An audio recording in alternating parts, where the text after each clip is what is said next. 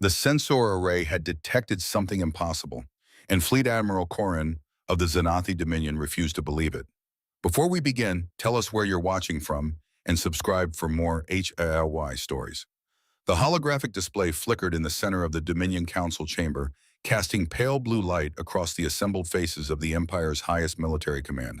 Corrin stood with his forearms clasped behind his back, his scaled ridge rising slightly as he studied the data scrolling past. 20 cycles of expansion, 14 species integrated into the Dominion. Not a single military defeat in 3 generations. And now humans, the species emerged barely 2 centuries ago. Senior analyst Thex was saying, her voice carrying the practiced monotone of someone presenting routine intelligence. They operate from a single star system, limited territorial claims. Their vessels appear in our trade routes, but they maintain minimal diplomatic contact. Counselor Vin Eldest of the Assembly leaned forward. His ceremonial chains clinked softly. And yet you propose a military assessment, Admiral. Corrin's inner eyelids flickered the zenith equivalent of a smile. Not an assessment, Counselor. An introduction. The humans have established defensive perimeter markers around their system. Standard protocol. What they have not done is submit to Dominion security verification. You believe them a threat. Another counselor. Morix sounded skeptical. I believe them an unknown variable, Corrin replied smoothly. In 2 centuries, no species has observed their defensive capabilities under pressure. Their technology remains unverified. Their military doctrine is theoretical. He gestured to the display and it shifted to show a star map with Sol system at its center, surrounded by a glowing boundary. They claim this space as sovereign territory. I propose we test the validity of that claim. The X's fingers danced across her datapad. Admiral, our intelligence suggests they possess standard energy shielding and kinetic weaponry, Corrin interrupted, comparable to what the Vrexian Collective deployed before integration. Effective against pirates, insufficient against coordinated military action. The chamber fell silent. Integration was a polite word. The Versians had resisted for 6 months before accepting Dominion authority. Counselor Ven's eyes narrowed. Ma, you're proposing intimidation. I'm proposing clarity, Corrin corrected. The humans are expanding their trade presence. Their vessels appear in contested sectors. Before they become emboldened by our inaction, we establish the natural hierarchy. He pulled up another display, a formation diagram showing 300 Xanathi warships arranged in a standard assault configuration. A measured response. We approach their defensive perimeter conduct, active scanning simulate engagement protocols. If their defenses are adequate, we open diplomatic channels from a position of mutual respect. If not, he didn't need to finish. Every counselor in the chamber understood the alternative. This is aggressive, Morix noted, though his tone carried more curiosity than concern. This is prudent, Corbin countered. 20 cycles of expansion have taught us that establishing dominance early prevents conflict later. The humans will either demonstrate capability worthy of our respect, or they will understand their place in the greater galactic order. The X cleared her throat. Admiral, there is one anomaly in the data. She pulled up a sensor reading and several counselors leaned closer. Human trade vessels operate with minimal shielding. Their hulls are reinforced, but compared to our standards, they appear vulnerable. Yet in 14 documented pirate encounters, not a single human vessel has been successfully boarded. Escort ships, Corbin said dismissively. No escorts detected, sir. The trade ships themselves somehow repelled boarding actions. Thex's ridge flattened uncertainty. The pirates reported equipment malfunctions, catastrophic ones, navigation failures, life support inversions, but no weapon signatures from the human vessels. Defensive countermeasures, Corbin said, waving a hand. Sophisticated, perhaps, but countermeasures are reactive. They reveal the nature of the defense. That is precisely what we intend to document. Counselor Vin studied the Admiral for a long moment. Finally, he nodded. The Council authorizes your assessment, Admiral Corrin. 300 ships, sensor examination, and simulated engagement only. Asterisk. No hostile action unless the humans initiate. His voice hardened. We are not conquerors. We are stewards of galactic order. Of course, Counselor. Corrin pressed his fist to his chest in salute. As the council adjourned, Thex approached the Admiral privately, her datapad clutched in her lower arms. Sir, with respect, the pirate incidents are irrelevant, Corrin said, already moving toward the exit. Pirates operate with stolen, poorly maintained equipment. We are the Xanathi Dominion. Our fleet has broken planetary defense grids across 5 sectors. Whatever tricks humans employ against opportunistic raiders will scatter like dust against organized military power. The X's ridge remained flat. Yes, sir. Alone in the dimming chamber, she pulled up the pirate reports one more time. The accounts were fragmentary, airy panicked ships dead in space, their own weapons targeting their own reactors. Crews trapped as their escape pods launched empty into the void. And through it all, the human trade vessels had continued on their routes unchanged, unharmed, as if nothing had occurred. She filed the reports in the classified archive and left the chamber. Admiral Corrin was already assembling the fleet 300 warships, the largest Dominion formation deployed in a decade.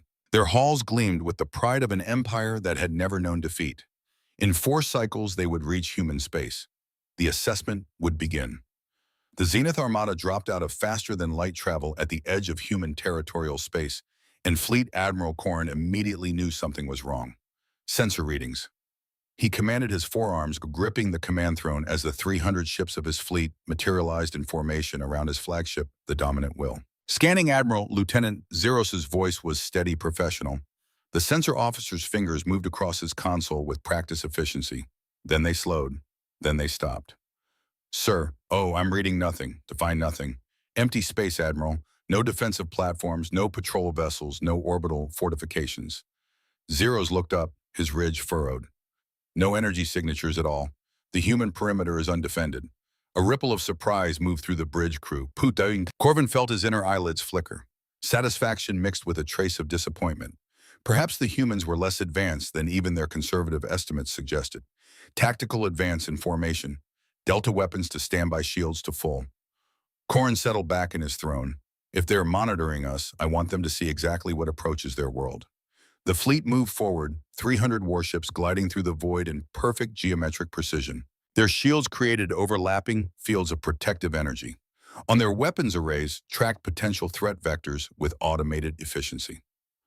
This was the power that had integrated 14 species.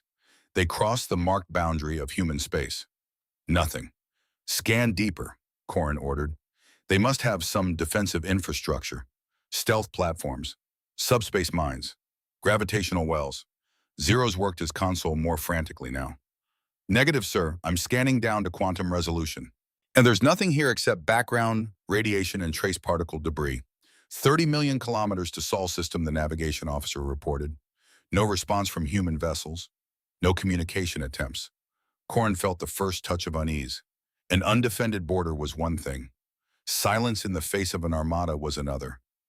Even primitive species sent scouts or hailing frequencies when unknown vessels appeared. Open a channel across all frequencies, he ordered. Let them know we're here. Before the communications officer could comply, every screen on the bridge flickered. The holographic displays wavered, reformed, and a voice emerged, calm, clear, in perfect Zenathi. Primary dialect. You are entering human defensive space. State your intentions. The bridge fell silent. Corrin's ridge rose instinctively. The voice had come from their own systems, not from an external transmission. From inside the Dominant Will's communication array. How did they Zeros began? Never mind that. Corrin stood straight, Tenang to his full height. Respond. Standard diplomatic protocol. The communications officer nodded, hands trembling slightly as he opened the channel. This is Fleet Admiral Corrin of the Zenathi Dominion. We are conducting a defensive capabilities assessment of human territorial space. Standard galactic security verification protocols. Silence stretched for 3 seconds, 5, 10. Then the voice returned, and this time Corvin could detect something in its tone. Not fear, not anger, something far more unsettling. Amusement. Acknowledged. Fleet Admiral. Assessment authorized. Prode. The channel closed. Corbin's forearms tensed simultaneously. They authorized it. Apparently, sir, the communications officer said quietly. Cross-reference the voice, Corrin ordered. Match it to human military command. Structure, senior analyst, Thex present in the command center for the operation, work quickly at Tyr Station. Admiral Chen, Earth Defense Command, primary coordinator. Equivalent rank to yourself, Admiral, and he gave us permission to test his defenses.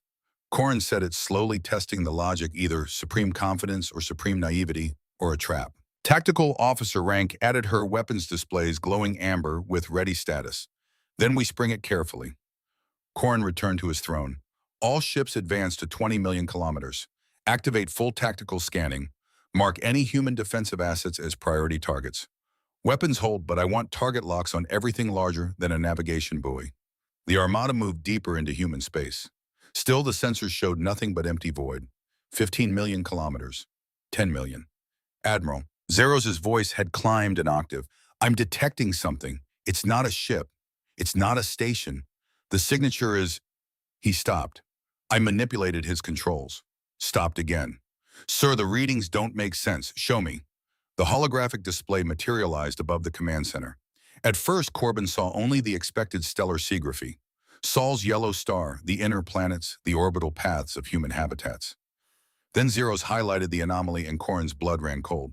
They were inside it. A sphere of energy. No, not energy. Something that registered as energy but bent light incorrectly and made the background stars shimmer like heat distortion surrounded the entire Zenith fleet. It extended billions of kilometers in every direction. A bubble of impossible physics that somehow his sensors had failed to detect until they were already within it. When did that appear? Corin demanded. It didn't appear. Sir's ridge had flattened completely.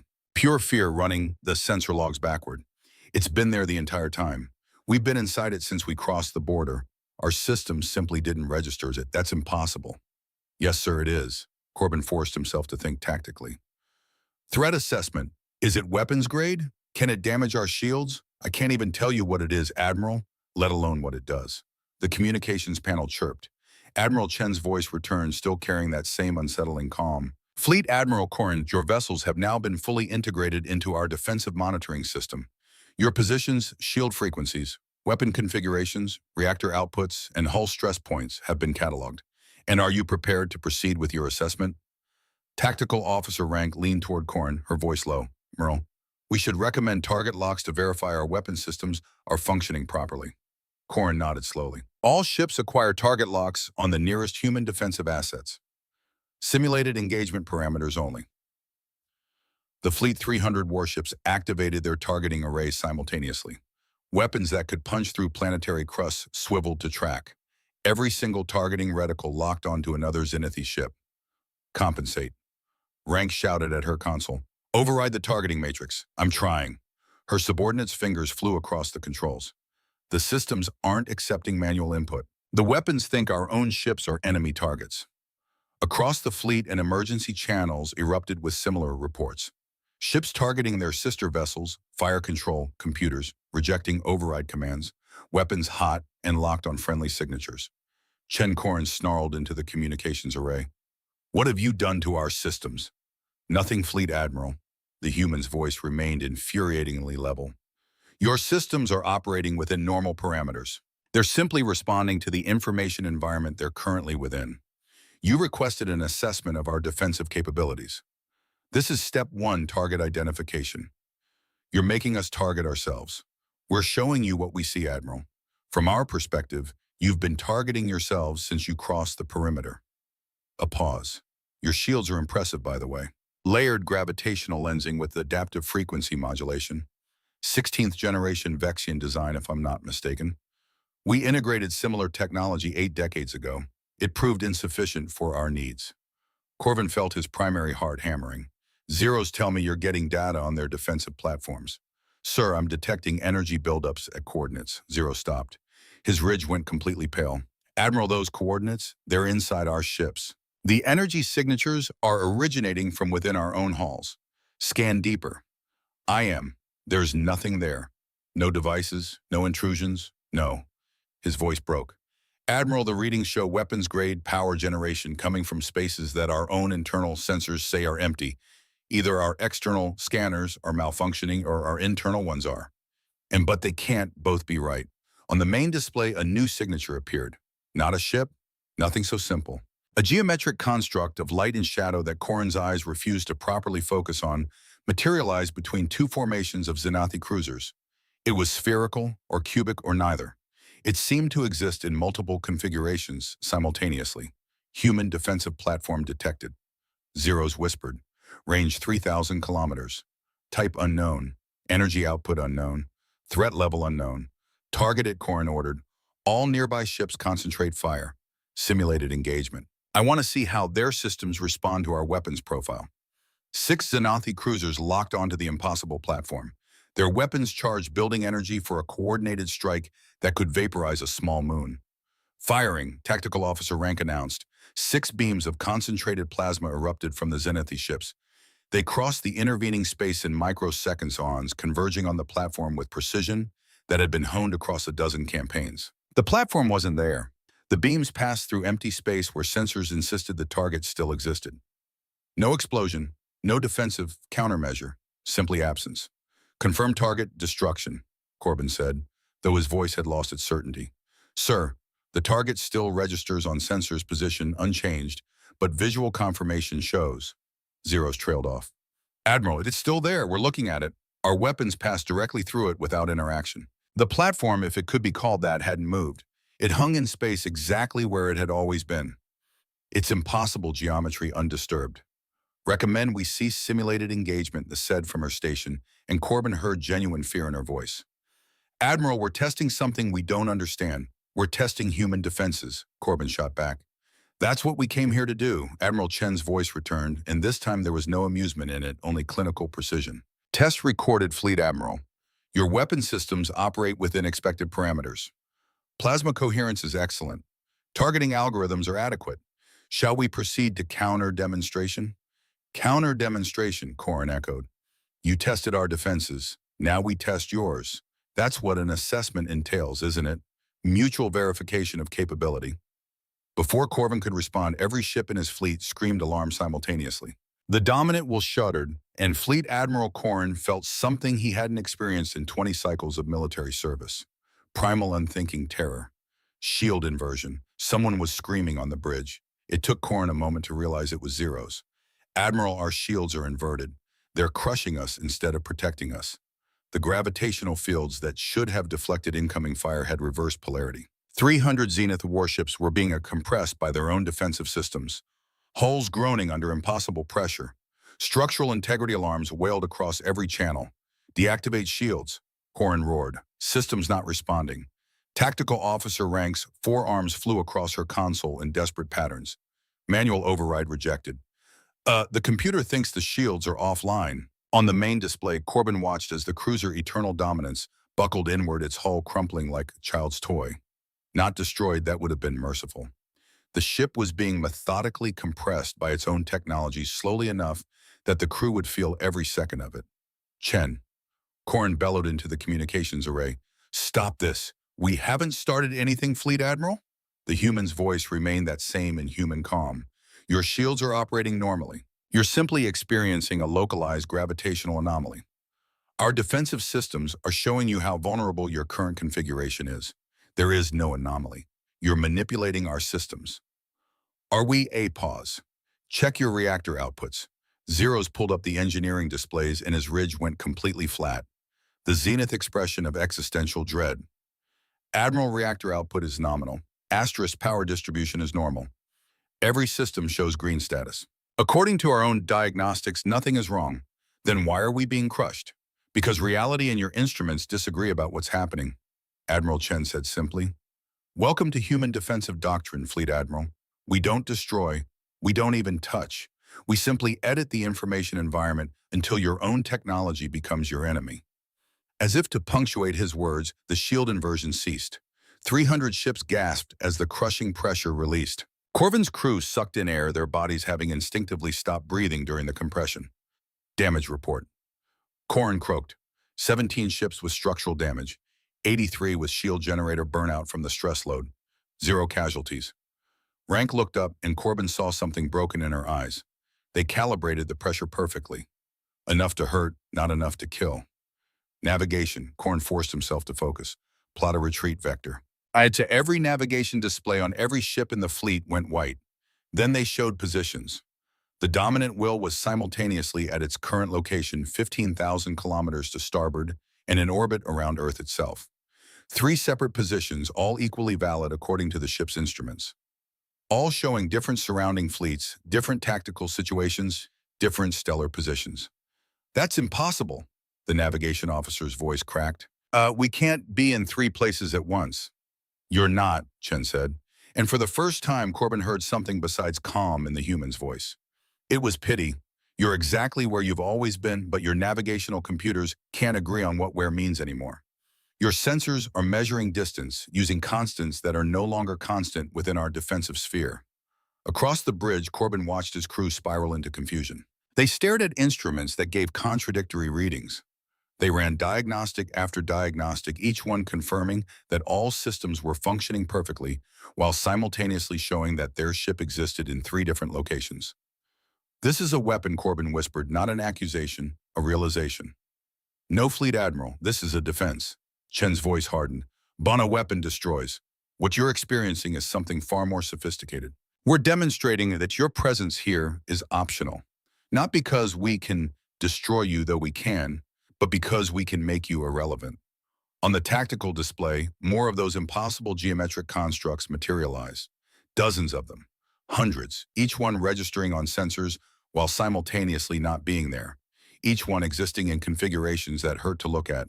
"Weapons platform Bloom," Rink shouted, counting 300, 500. "Admiral, they're everywhere. They're surrounding each individual ship." "Fire at will," Corbin commanded. "All ships, maximum firepower. Destroy those platforms." The Zenith Armada opened fire. 300 warships unleashed enough destructive power to sterilize a continent. Plasma beams, her kinetic missiles, gravitational shear weapons. The full arsenal of the Dominion's military might concentrated on the human defensive platforms. The platforms weren't there. Every weapon passed through empty space. No, not empty. The platforms were still visible, still registered on sensors, still hung in space like geometric impossibilities. The Zenith weapons simply couldn't interact with them. They existed in the same space, but somehow not the same reality. "Cease fire," Kryn ordered, his voice breaking. "Cease fire." The barrage stopped. Smoke filled the bridge, not from damage, but from overheated weapons arrays pushed beyond their cooling capacity. The platforms remained untouched, unaffected, unmoved. "Your weapons are impressive," Chen observed clinically. "Yield is above our initial estimates. Oh, firing coordination is excellent, but you're shooting at projections, Fleet Admiral. The actual defensive systems are approximately 11 millimeters to the left of where your sensors tell you they are, in a direction you don't have words for." "That's impossible," Corin, and heard the emptiness in his own words. "Is it?" The human's tone shifted, became almost conversational. "Tell me, Fleet Admiral, how many dimensions does your species perceive?" Corin didn't answer. Asterisk couldn't answer. "We perceive 7," Chen continued. "We manipulate 9, and we're learning to see the 10th. Your weapons operate in a 4-dimensional context, 3 spatial, 1 temporal. Our defenses exist in a framework your sensors can detect, but your weapons cannot reach. You're trying to destroy a shadow by shooting at the ground it's cast on."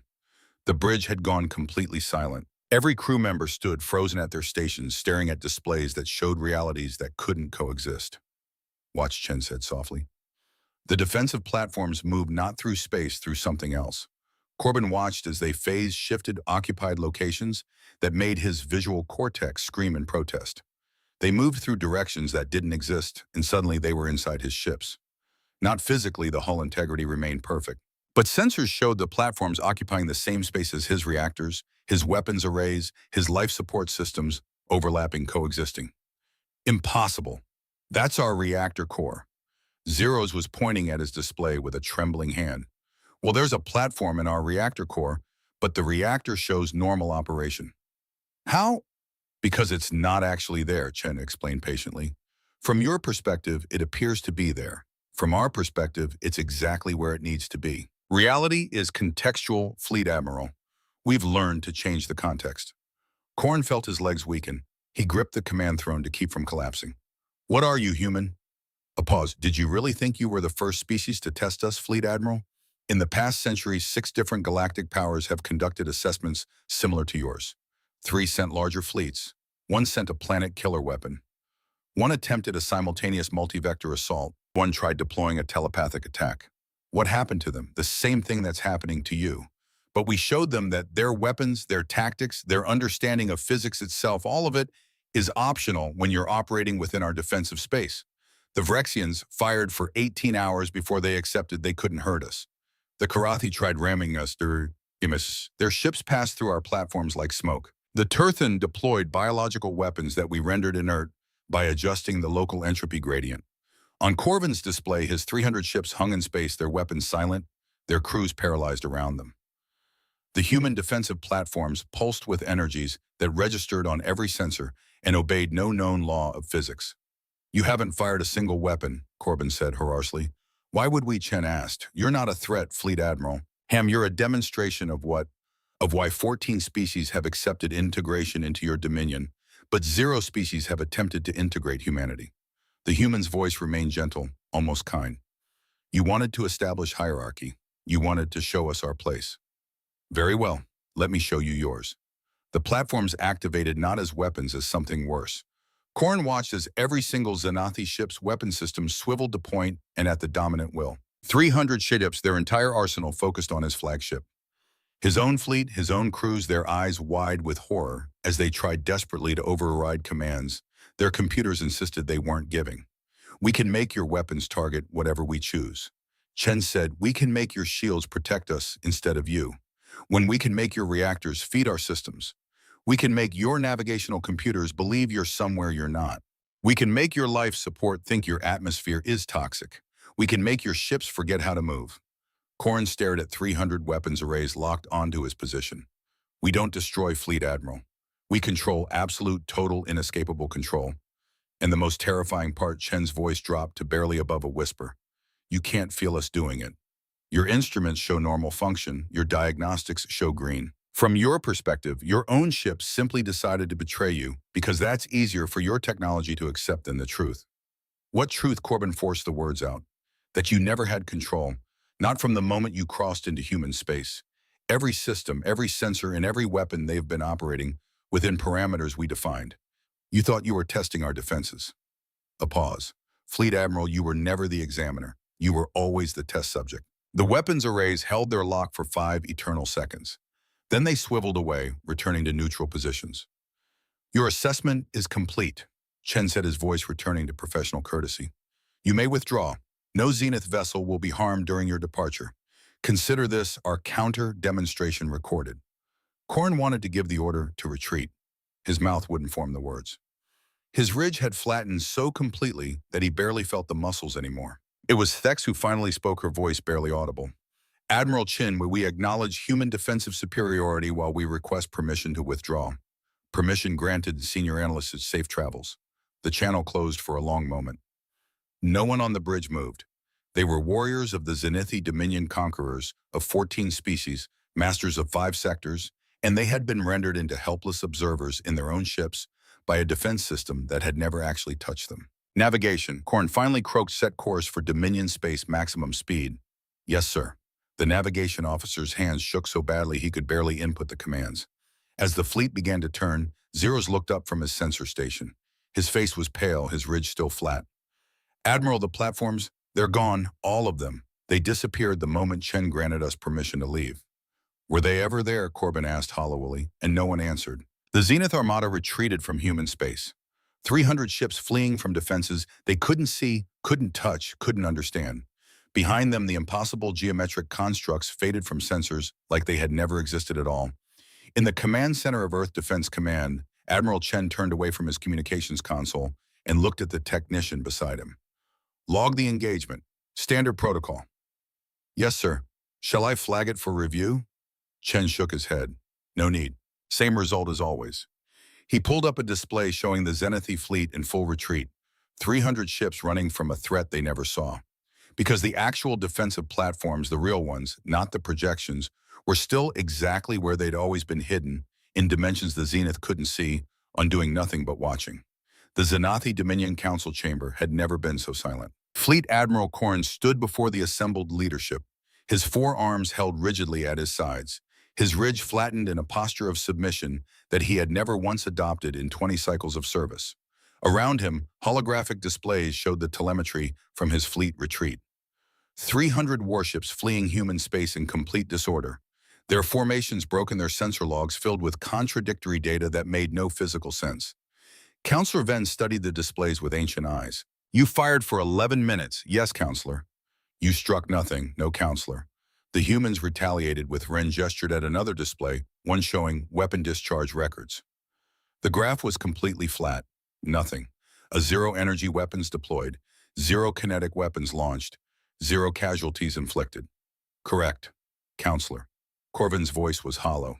Senior Analyst Thex stepped forward, her datapad clutched in her lower arms. She had been silent during the entire debriefing, but now her words came in a rush. Counselors, I have compiled the sensor logs from all 300 ships. The data is problematic. Explain, Counselor Morix commanded. Thex activated a holographic projection. It showed the Zenithii fleet from multiple perspectives overlaid with sensor readings. Every ship recorded the engagement differently. The dominant will show defensive platforms at coordinates that the eternal dominance recorded as empty space. The wrathful purpose detected energy signatures inside their own hull that internal sensors confirm were never there. 17 ships have navigational logs placing them in locations that other ships' sensors prove they never occupied. Equipment malfunction, VN asked, though his tone suggested he already knew the answer.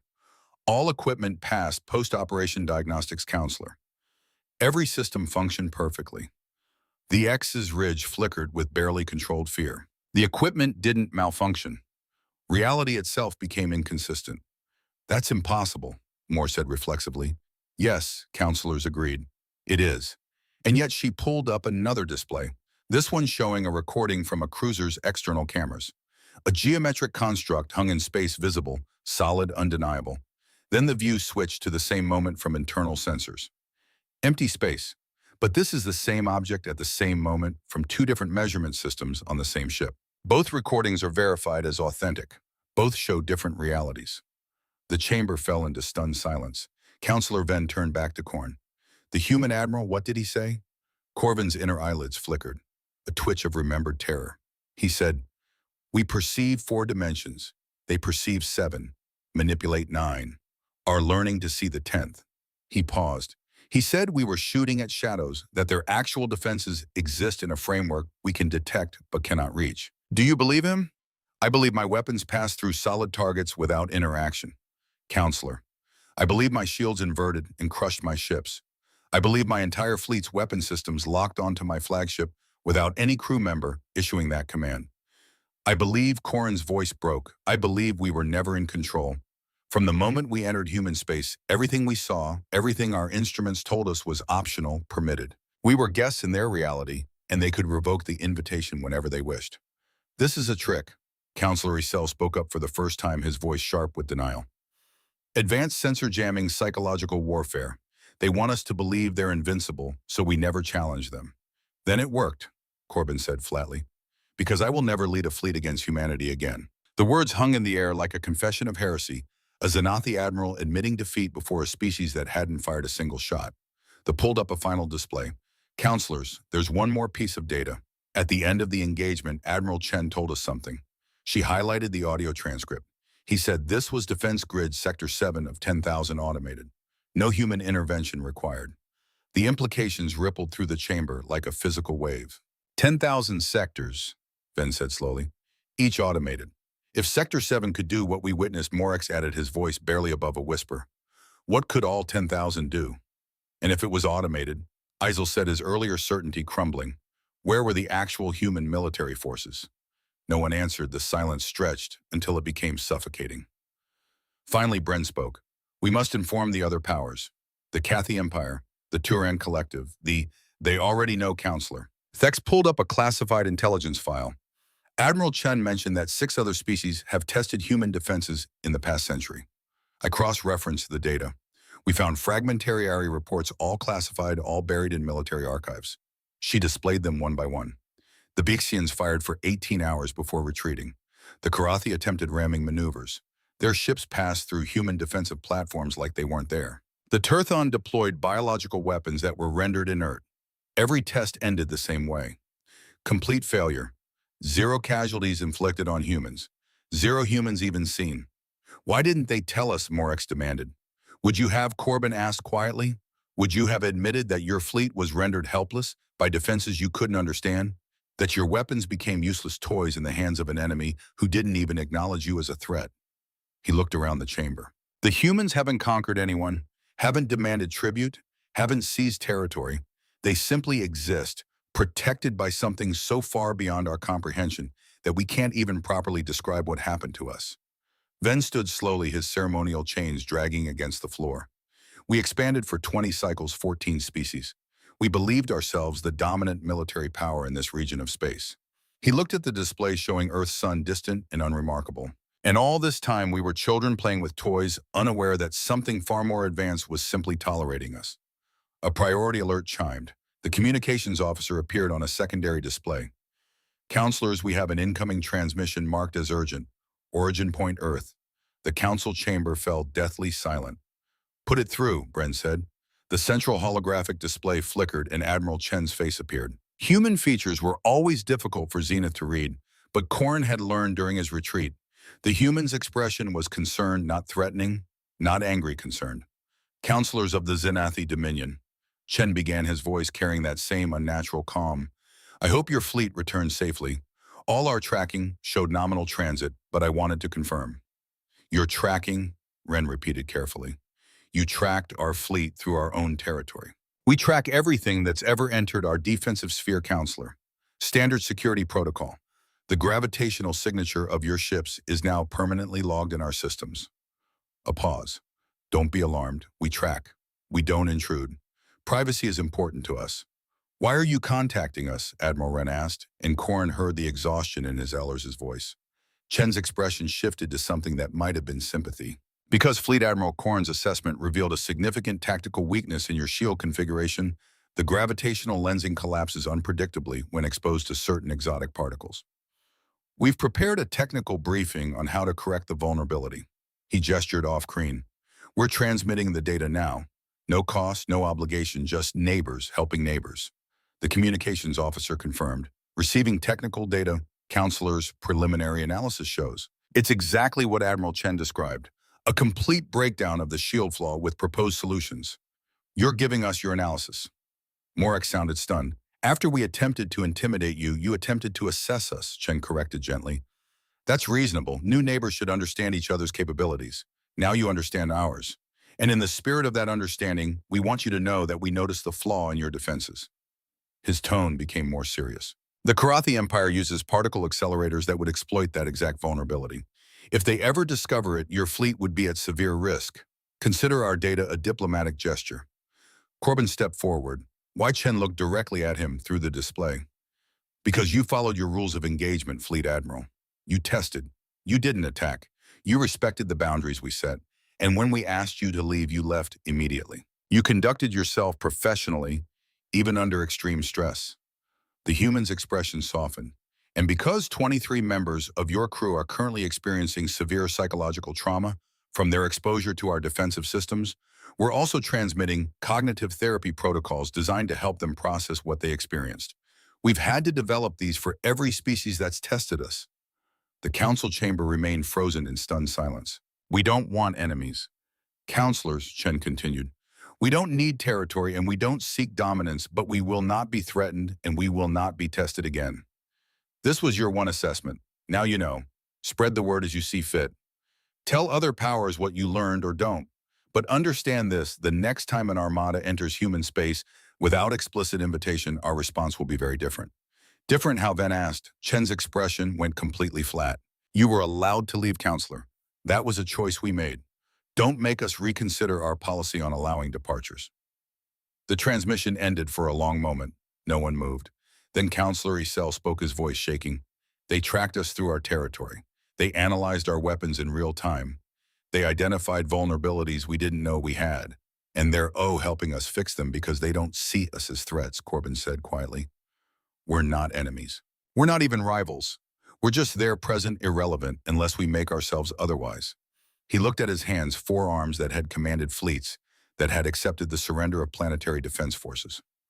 They edited reality around 300 warships for 11 minutes and then gave us medical advice for our traumatized crew. They pulled up the technical data the humans had transmitted, Counselors. This analysis it's brilliant. It identifies 12 critical failure points in our shield design. These would take our own researchers decades to discover, and they're just giving it to us. Because in decades, it won't matter, Ren said softly. On whatever gap exists between our technology and theirs, will only grow wider. They're not worried about us improving our shields because he trailed off, the realization hitting him like a physical blow. Because we'll never catch up. Korn finished. We're not in an arms race with humanity. We're not even in the same race. We're in different universes, and they're just polite enough not to say it. Counselor Vin turned to face the full assembly. This council must vote. The Zenithii Dominion's position on humanity options. Hostile, neutral, allied. Allied, Morak said immediately. And we send them everything. Every intelligence file, every tactical assessment, every diplomatic contact we have. Because if someone else decides to attack them, we don't want to be anywhere near the fallout. ISIL finished. The vote was unanimous. Oh, in the depths of space, the Zenithii fleet continued its journey home. 300 ships carrying crews who would never quite feel safe in their own vessels again. They had learned to fear empty space, to doubt their instruments, to question the very nature of reality. And on Earth, Admiral Chen closed the transmission and returned to his monitoring station, where 10,000 autonomous defensive grids hummed quietly, each one capable of bending reality around any threat that dared to approach. The galaxy was learning what humanity had always known. The best defense wasn't destruction. It was making your enemy afraid of themselves. 3 cycles later, the message reached every major power in the region. It wasn't a formal declaration. The Zenithii Dominion didn't issue proclamations or warnings. Instead, the data simply appeared quietly transmitted through diplomatic channels buried in routine intelligence briefings attached as footnotes to trade agreements. The sensor logs, the technical analysis, the clinical, devastating truth of what had happened when 300 warships entered human space. Snorts. And with it came a single addendum approved unanimously by the Dominion Council. Humanity is not to be tested. Humanity is not to be threatened. Humanity is to be left undisturbed. This is not a recommendation. This is a survival protocol. The response was immediate. The Karathi Empire, which had been assembling a diplomatic assessment fleet of 500 vessels, quietly canceled the operation.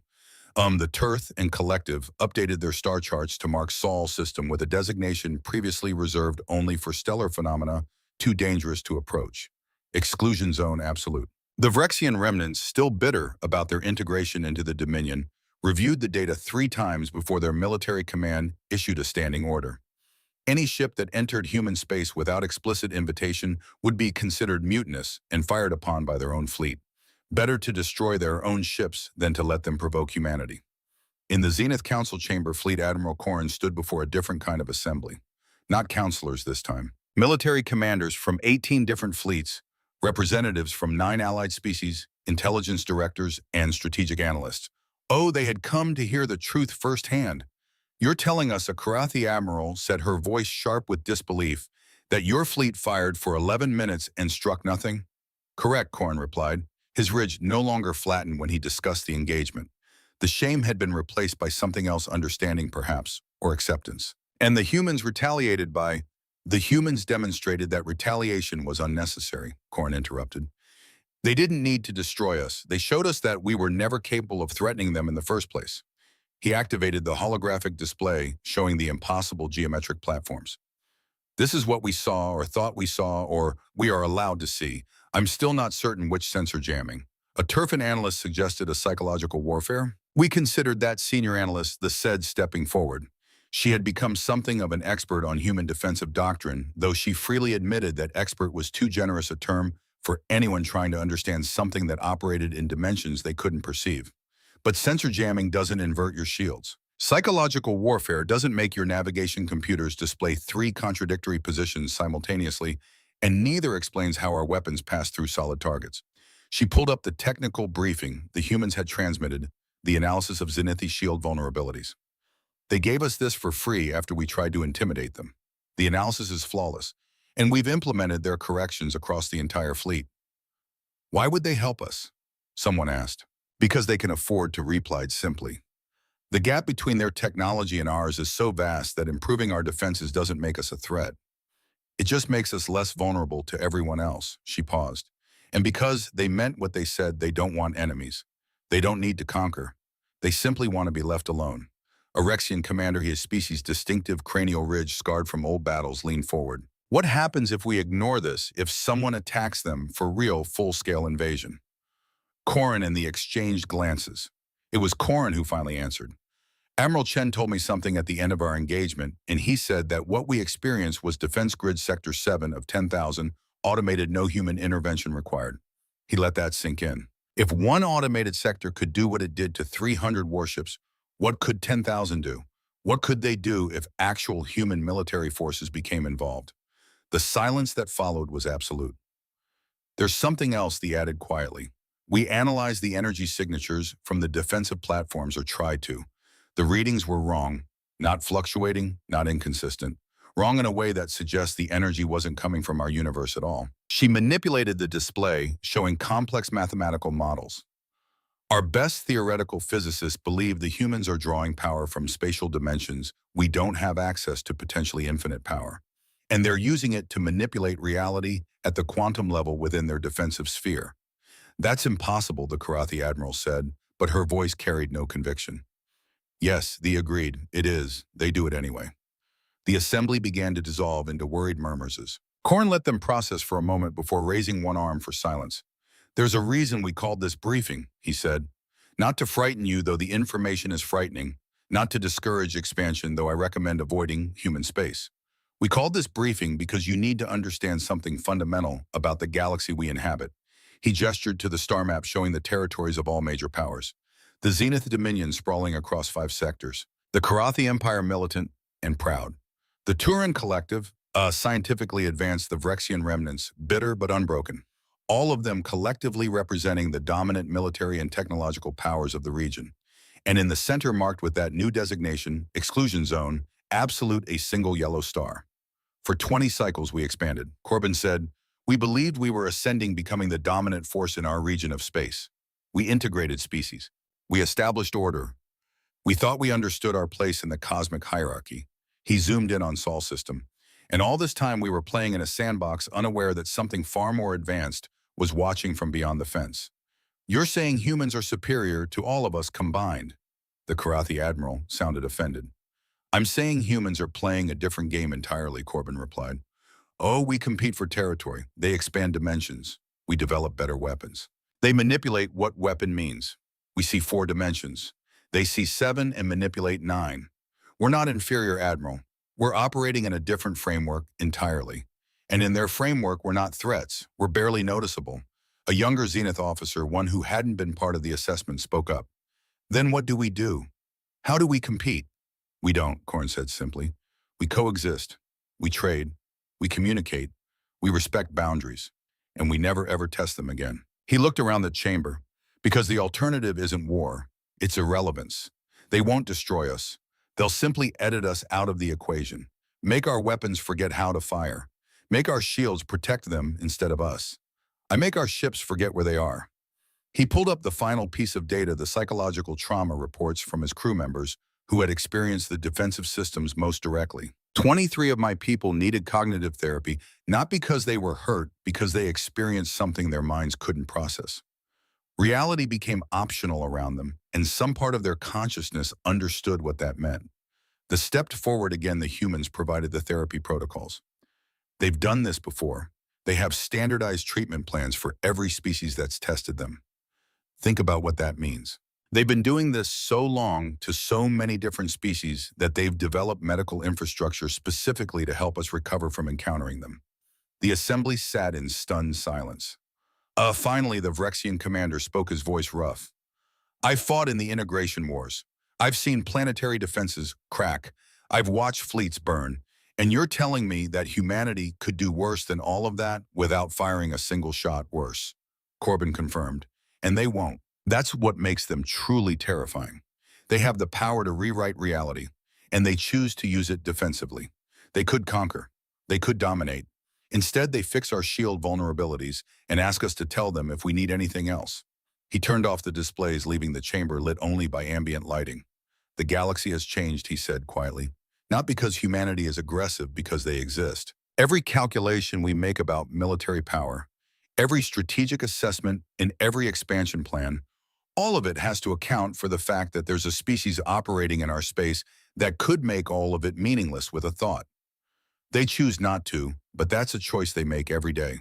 So we do nothing. The Corps Admiral asked. We do what they asked us to do, Korn replied. We leave them alone. We respect their boundaries, and if we're wise, we learn from them rather than fearing them. He paused.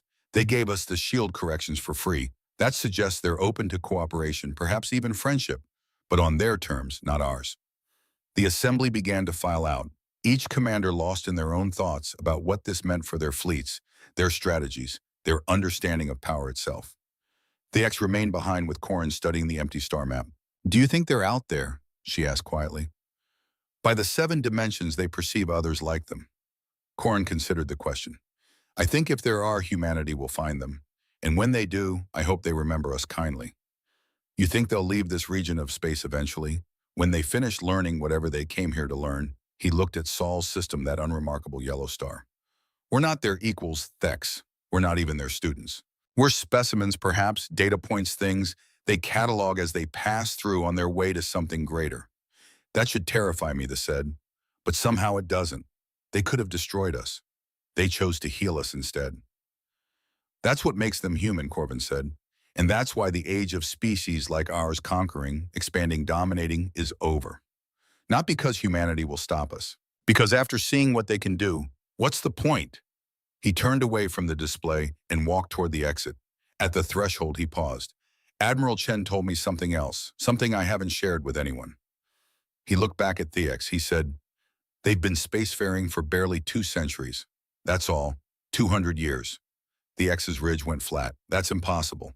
Technology that advanced would take millennia. Yes, for us. Corbin's inner eyelids flickered, not with amusement, but with something like awe. What do you think they'll be capable of in another 200 years? He left the question hanging in the air as he departed, while leaving the alone with the star map and a realization that made her question everything she thought she understood about the galaxy. Somewhere in the depths of space, 10,000 autonomous defensive grids continued their quiet vigil. They had detected the Zenith intelligence briefing, cataloged it, noted the shift in galactic diplomatic posture. The data was filed, analyzed, and presented to Human Command for review. Admiral Chen read the report with his morning coffee. The galaxy was learning good. That meant fewer tests, fewer traumatized alien crews needing therapy, fewer uncomfortable demonstrations of human defensive capabilities. He marked the report as routine and moved on to more pressing matters, a research proposal for 12th dimensional manipulation. Updates on the new colony ships being prepared for extragalactic exploration, and a request from the diplomatic corps about establishing formal trade relations with species that were finally ready to approach humanity as equals rather than as threats. The age of testing was over. The age of coexistence had begun. And somewhere in the quantum foam of reality itself, in dimensions that most species would never perceive, humanity's true defenses waited patiently, doing what they had always done, watching, learning, protecting. They finally understood why humans warned them never to trespass. What do you think about this clash between alien arrogance and human power? Share your thoughts below, and remember to like and subscribe for more HFY stories.